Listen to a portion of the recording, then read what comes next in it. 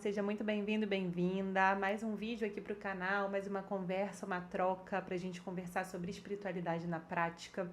Vamos hoje continuar um papo, né, sobre essa série que eu tô fazendo aí, trazendo as energias do Portal 1111, que está se aproximando. E para quem não conhece, primeiramente, meu nome é Jéssica Chaves, eu sou terapeuta e mentora de alguns processos multidimensionais, de limpezas energéticas e também de terapias na parte mais emocional, né? Eu trabalho pelos dois viés, o viés emocional e o viés espiritual, também tudo com base em terapias quânticas, em terapias baseadas na neurociência também.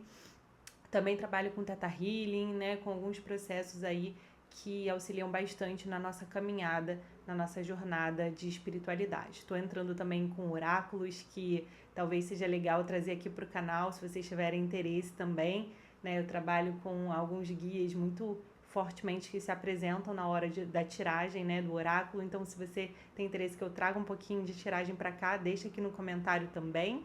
E vamos embora para o nosso vídeo. Já se inscreva aqui no canal, gente. Deixa uma curtida, um comentário, tá bom? Que sempre ajuda a gente a entregar para mais pessoas.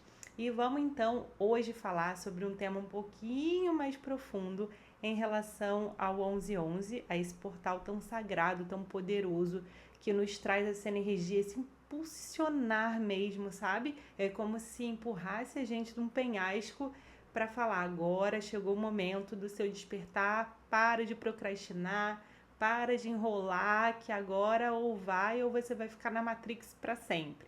E para quem não sabe, para quem não está muito familiarizado com esse termo Matrix, é literalmente um aprisionamento mental, da qual nós, seres humanos encarnados, quando chegamos aqui na Terra, ficamos realmente imersos esse véu de ilusão, né? Vamos dizer assim.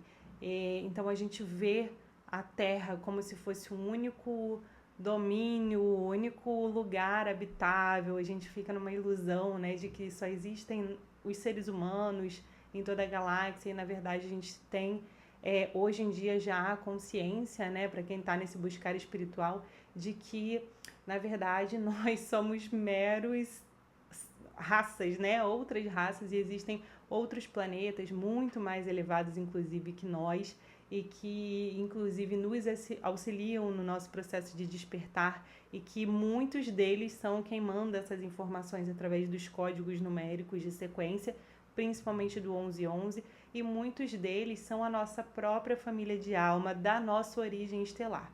Então, muitos nós que estamos encarnados no planeta, não somos daqui, de fato, tá? Muitos nós temos origens estelares em outros planos, em outros planetas, né? E existem vários deles, Pleiades, Arcturus, Vênus, Sírios, enfim, é uma vastidão na nossa galáxia.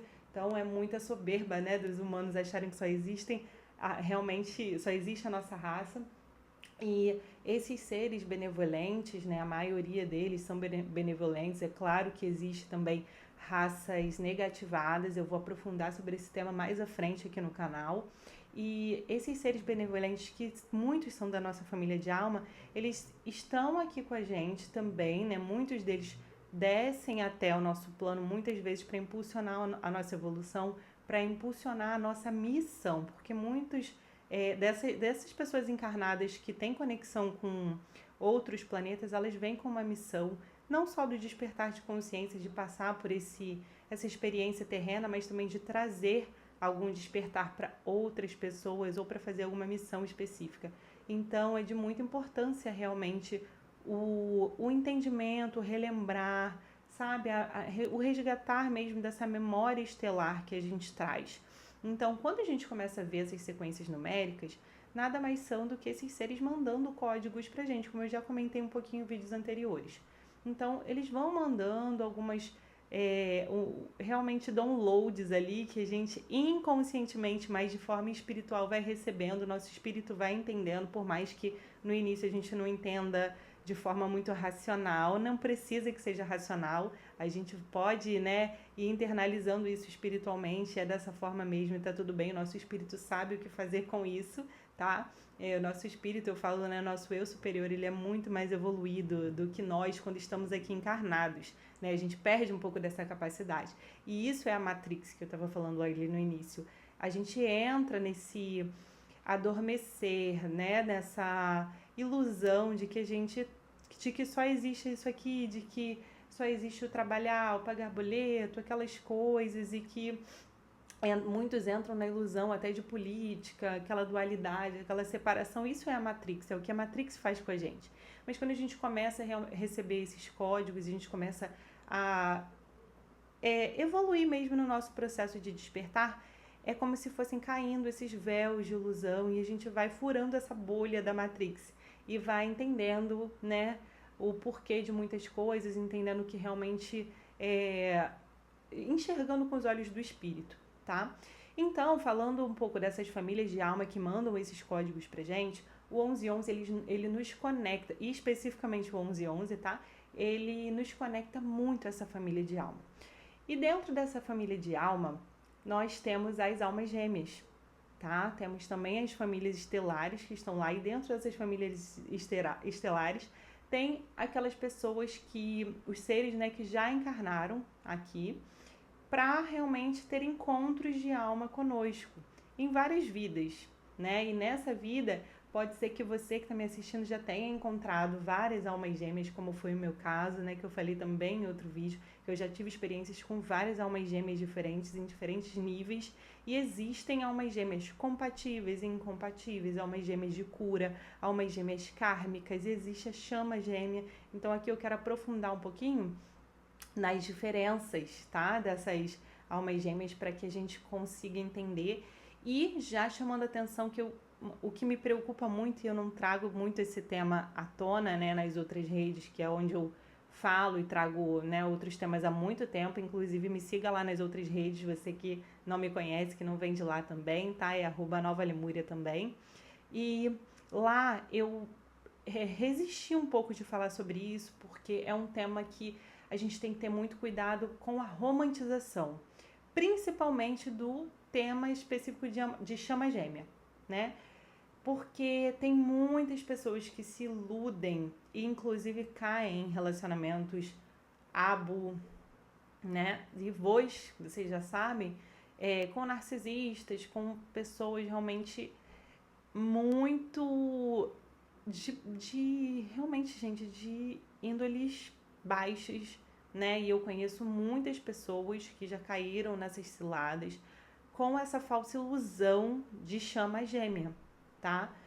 Então, assim, primeiramente, gente, a gente consegue identificar quando a pessoa é sua chama gêmea ou não pela sinastria amorosa que a gente faz pelo mapa astral. A gente consegue ver pontos kármicos, pontos ali de chama gêmea mesmo. O próprio mapa, ele mostra pra gente. Então, eu posso trazer outro vídeo sobre isso, mas geralmente tem muitos pontos em comuns, fora uma série de sincronicidades que vão perseguindo a gente ali, turbilhando a gente com coisas que nem a gente acredita que como aquilo pode ser possível, algo tão sincrônico, né? Mas, assim, tem várias coisas que a gente precisa analisar.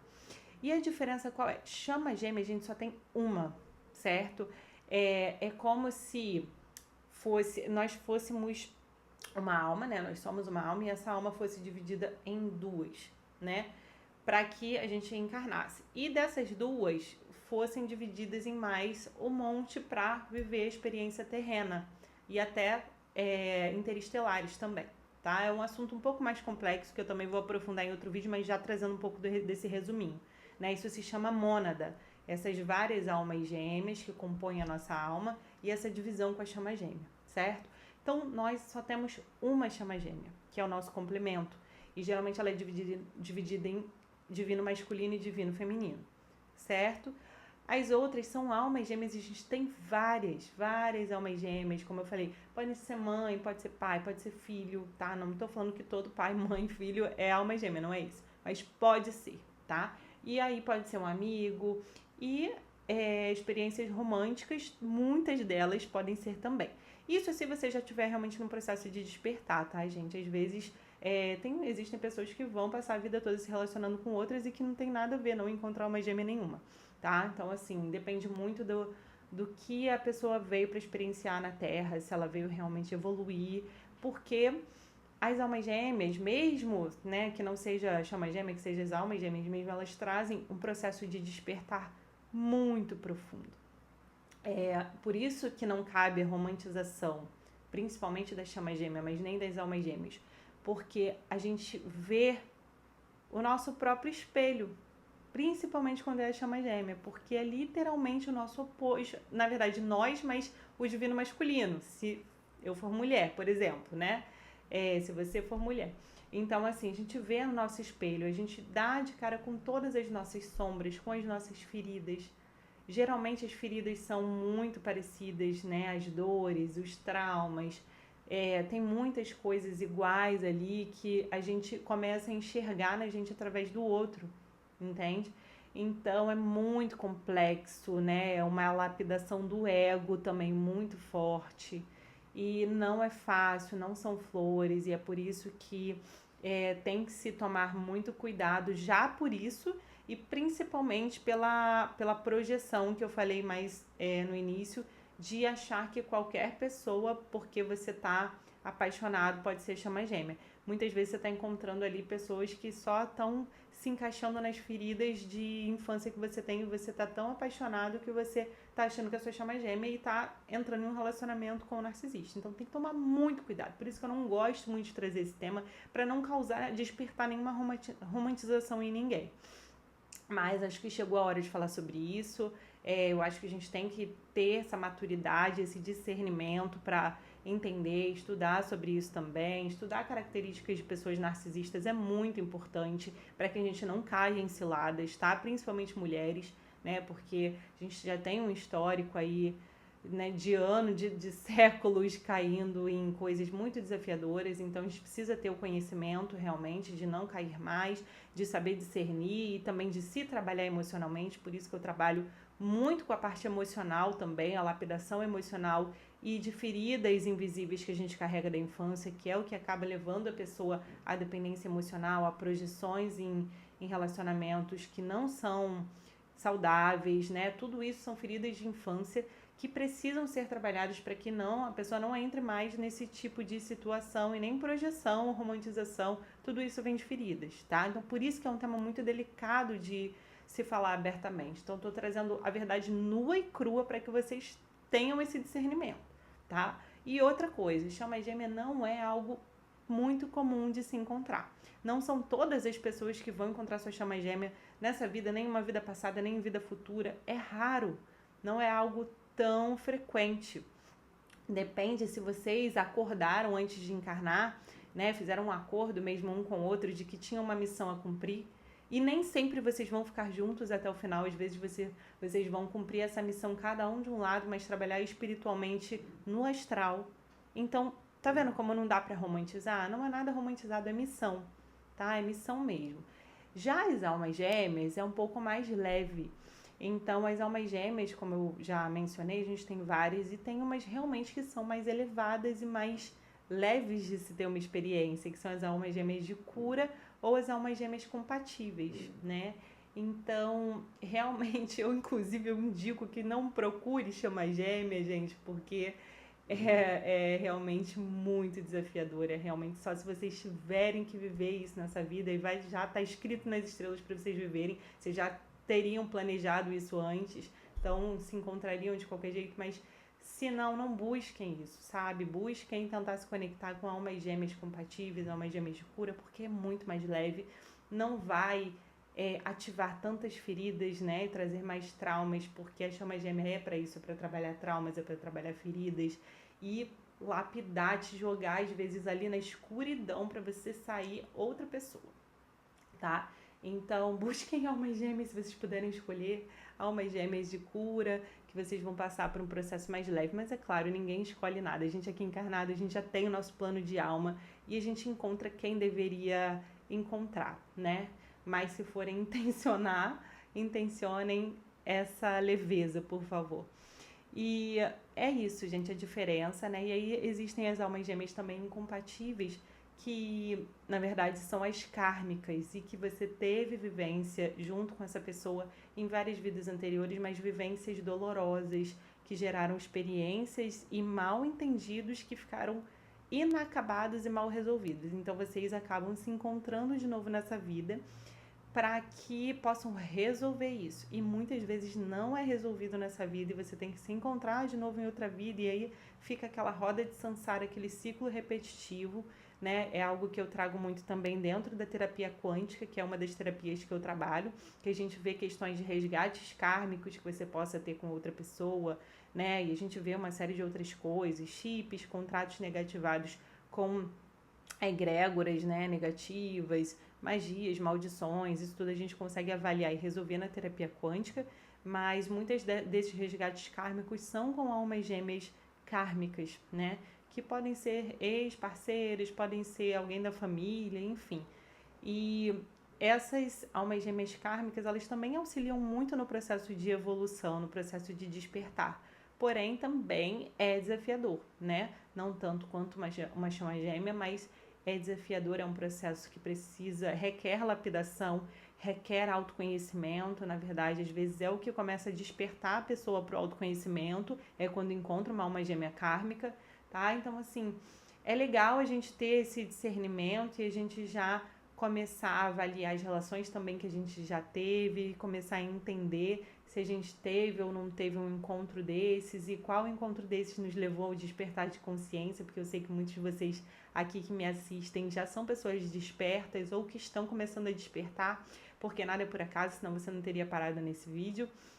E é isso, e a gente tem que realmente continuar o nosso processo de lapidação para que a gente esteja pronto para viver uma relação mais leve aqui na Terra, que não precise de tanta lapidação. Isso requer um olhar para dentro mesmo, um autoconhecimento profundo, buscar ajuda, tanto de terapias energéticas, e terapias espirituais e terapias que trabalham o emocional também. Isso tudo é muito importante, principalmente se você tem traumas profundos que você traz ali da infância, questões de família, teve um lar, uma família disfuncional, tudo é importante para ser trabalhado, porque isso também faz parte do despertar, né? Eu gosto muito de trazer essa realidade para que as pessoas não fiquem só no espiritual, para ter essa consciência de que trabalhar o emocional, né, também é muito, muito, muito importante. Por isso que eu trabalho com esses dois viés, né? Isso para mim é fundamental.